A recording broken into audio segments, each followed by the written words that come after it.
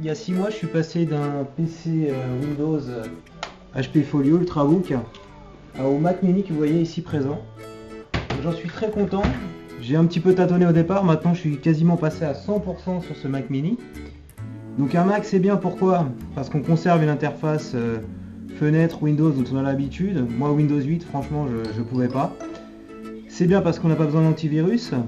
Les logiciels en fait, à chaque fois on est presque obligé de passer par le store d'Apple et il y a une sélection très stricte qui a été faite. Donc aucun risque de choper un malware, un spyware, etc. C'est du propre. Donc pas d'antivirus qui tourne en tâche de fond. Et en plus il y a sur Mac des logiciels qui sont assez sympas, proposés par Apple, qui poussent à la créativité. Il y en a un notamment que j'utilise assez souvent pour faire des tutos vidéo, pour faire des montages vidéo, c'est eMovie, vraiment extraordinaire, livré de base gratuitement par rapport à Movie Maker. Donc on va voir ici 10 logiciels indispensables, incontournables à avoir sur Mac quand vous passez de PC à Mac. Et pour pas que vous soyez complètement déboussolé, j'ai fait une sélection de 10 logiciels. Mon Mac de plus près et les logiciels tout de suite après. Donc voilà le Mac Mini, hein. Ça vaut 500 €. J'avais déjà l'écran.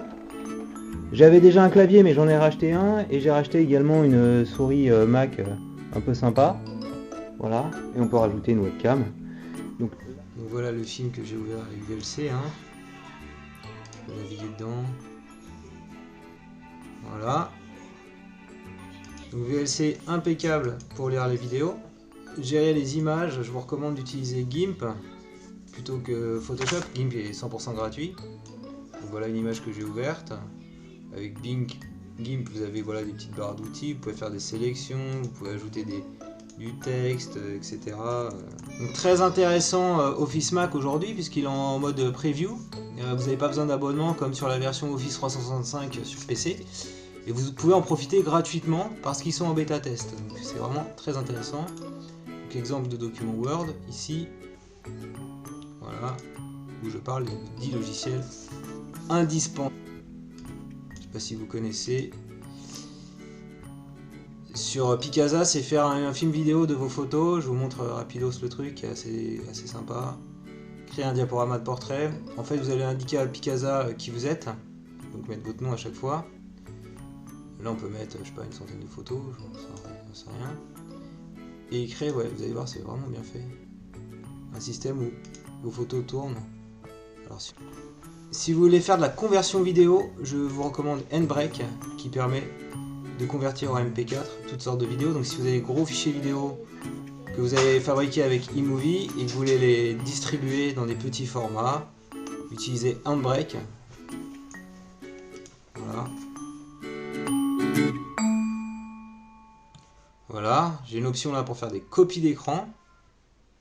Je clique là, je sélectionne ma zone.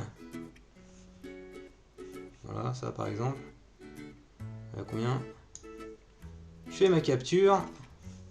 Je peux faire mes annotations en choisissant mes couleurs. Voilà, en définissant la taille. Une grosse taille. Hop. Il y a un petit soft qui s'appelle Dr Cleaner qui se positionne ici. Vous voyez ici, j'ai quasiment plus de ressources d'espace mémoire pour bien faire tourner le truc. C'est pour ça que ça prend une plombe. Je vais cliquer ici, cliquer pour optimiser. Et ça va aller tout seul. On va en profiter pour fermer eMovie. Un autre navigateur, le navigateur par défaut c'est Safari, mais vous pouvez très bien utiliser Chrome, comme ici, voilà, qui me permet de naviguer sur internet, sur mon blog notamment. Donc le logiciel que j'utilise pour faire les captures c'est Screencast-O-Matic, voilà. Donc vous avez une version gratuite avec le logo, donc avec Watermark, qui fait la pub de Screencast-O-Matic. Et la version payante vous donne des options en plus, c'est seulement 15 $ par an. Si vous vous amusez à acheter un logiciel de capture vidéo pour Mac, vous en aurez pour minimum 100 $, donc c'est vraiment un bon investissement, c'est une bonne affaire.